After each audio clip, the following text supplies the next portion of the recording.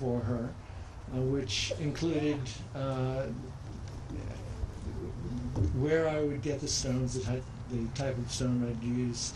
I made contacts with the quarry. I made contacts with the trucking companies and with some engineering groups and various other people who would be involved as part of the team, because nobody can do this kind of a project by his or herself.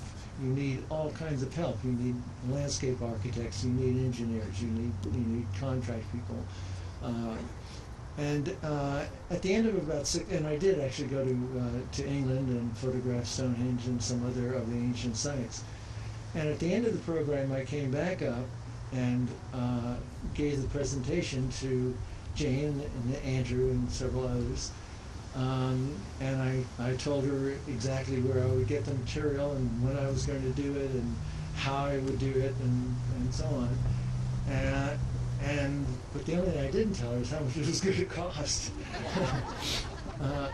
And I finished this presentation, and she said, well, I really like that idea.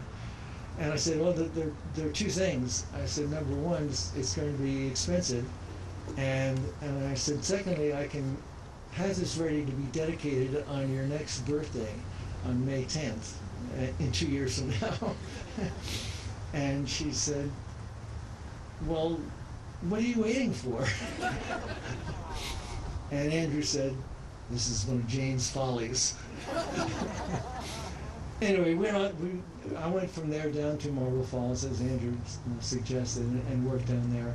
And we did have the dedication in May of 1986. And for about 13 years thereafter, Caelum Moor was used for lots of events. We had the Highland Games there several years in a row, many weddings and christenings and concerts and productions and so on. In '97 it was taken down with the idea that it would be moved fairly quickly to a new place. Fairly quickly turned out to be 12 years. As Andrew said, there were other ideas brought forth. Other people wanted to move the stones and put them in various other places, or break them up into different kinds of groups, and not keep the whole concept together. Fortunately, none of that happened. But again and again, it was not the result of anything I did or anything any one person did. There were very, very many people involved. New city council members, old city council members, mayors, ex-mayors, all kinds of people kept Caelum Moor in sight and kept pushing to have it reestablished. So those are the people, as far as I'm concerned, that are really being celebrated tonight. It is the city council. It's my it's the Kelton Mathes family. It's my family, my oldest daughter, for one, who was relentless in writing to city council members and the various mayors. My other daughter and my son-in-law, who spent hours doing a video presentation that I could present when it was time to come back to redesign this park. RTKL, the architectural firm, helped help me redesign the piece to fit this particular place.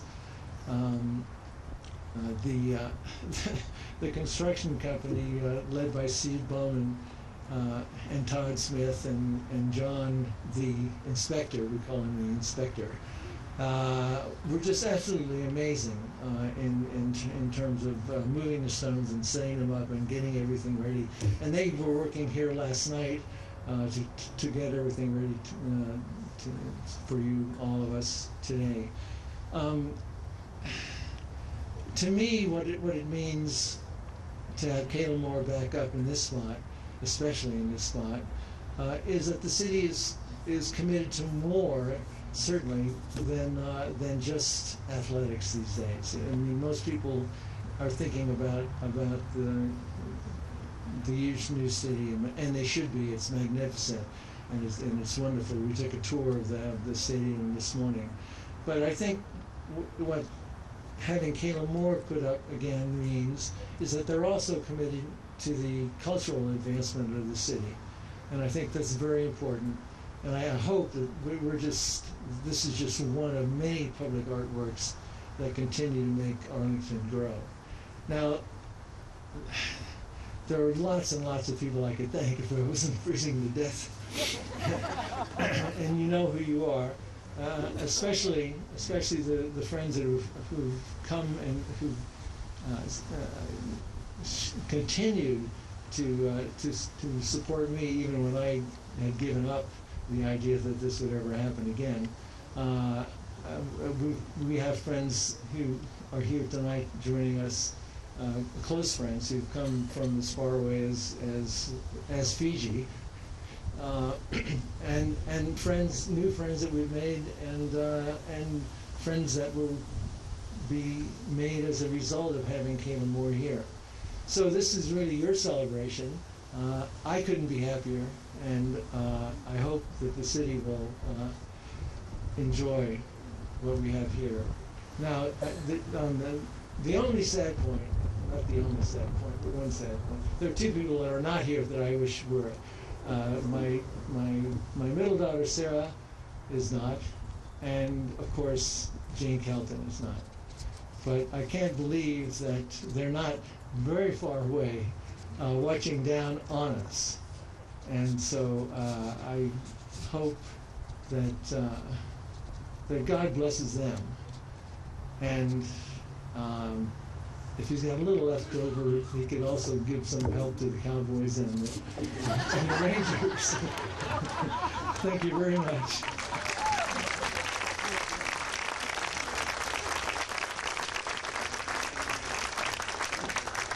I hope some of you noticed the beautiful Texas sunset that we had while Mr. Hines spoke.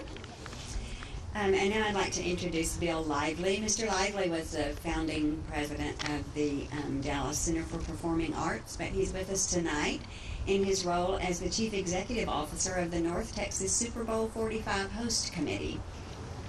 Thank you. Thanks very much. Well, thank you. In the interest of human survival, I will keep my remarks very brief. Even though it's fall, your great city is blooming.